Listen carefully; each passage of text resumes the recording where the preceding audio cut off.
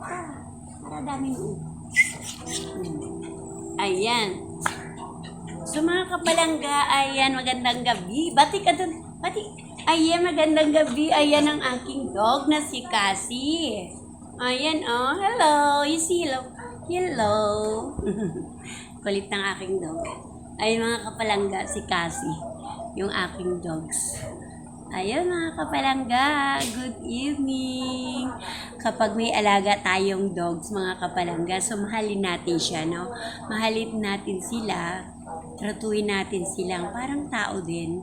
Kasi sila ang nagbibigay no? So nagbibigay kasi yan sa atin. Kasi nga, syempre, nakakatuwa ang mga dogs kasi halimbawa, umalis ka, tapos darating ka. So, sila, yung inaabangan kanila na dumating, tapos tuwan-tuwa sila. Yung sasalubong agad sa'yo, ganon. Sasalubungin kanila, tapos gusto agad nila magpahipo, gusto agad nilang magpayakap, yung ganon. Nakakatuwa, diba? Kasi parang excited sila ng pagdating mo. Tuwan-tuwa talaga sila yung pagdating mo. Yung gano'n. Halimbawa nga ako, mamamalengke lang. So pagdating ko, tuwan-tuwa talaga siya. As in, gusto agad magpayakap. Gusto agad magpakarga. Ganun siya mga kapalangga. Ganun si Cassie. So, ang inyong aso ba mga kapalangga? Ang inyong alaga, ganun din po ba? Maano po ba sila? Malambing? Ano po ba sila kapag dumarating kayo, sinasalubong po ba kayo, yung ganun. So di ba, napakasaya ng alaga ganun, di ba? So sila, mapaglambing, no? Malambing sila sa amo nila, no? So yun. Ayan lang mga kapalangga, share ko lang sa inyo yung aking alagang si Cassie. Si Cassie ay isang girl, no? So, babae siya mga kapalangga. So, babae yung aking dog na si Cassie. So, siya mga kapalangga ay talaga siya. Labing, siya talaga. Labing dog.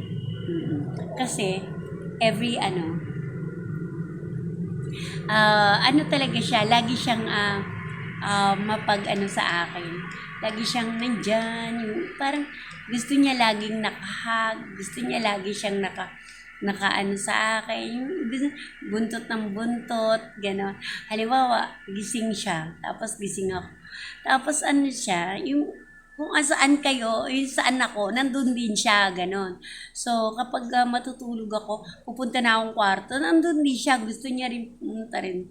Yung din, yung gano'n yung gusto niya, nakikita niya rin ako na sleep. Yung ganun mga kapalangga, nakakatuwa yung mga ganung alaga. So yun mga kapalangga, kapag may dogs kayo sa inyong bahay, so mahalin natin sila. Mahalin natin sila. Kung ano yung pagmamahal natin sa ating kapwa, no? So sa ating mga kasamang bahay, sa ating mga kasama sa bahay, so mahalin natin sila, no?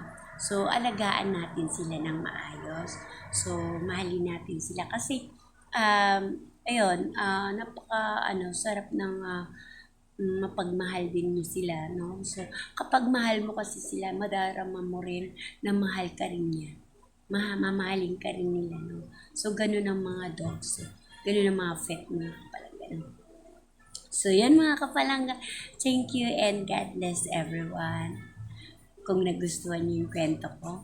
So, yun. Paki-like, comment, and share. Bye! God bless you all.